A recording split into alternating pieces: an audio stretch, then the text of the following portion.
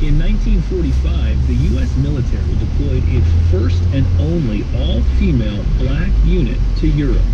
Their job was to sort through an enormous pile of backlogged mail, 17 million pieces, and send it to soldiers on the front line. The battalion was known as the 688, and this year members were awarded the Congressional Gold Medal for their service. We're joined now by University of Buffalo's SUNY professor, Brenda L. Moore. She's written a book about the 688. Brenda, welcome, and tell us about the work these women did.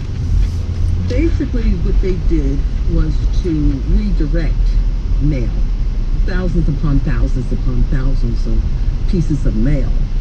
Because so many of the Army units were moving from one combat area to another, as you can imagine, during wartime, there was a civilian and military so-called manpower shortage. I mean, the pile of mail that they were trying to sort through, it was 6 months of a backlog, and they cleared it in what?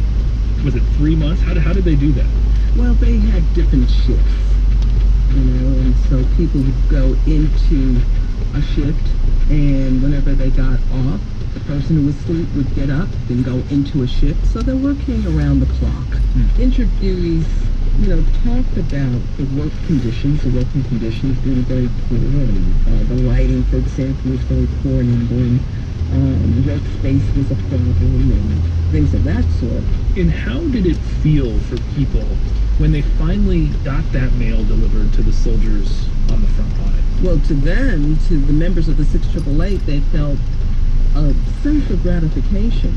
But you can only imagine what the men, and particularly, and the women who received the mail, they must have been ecstatically happy.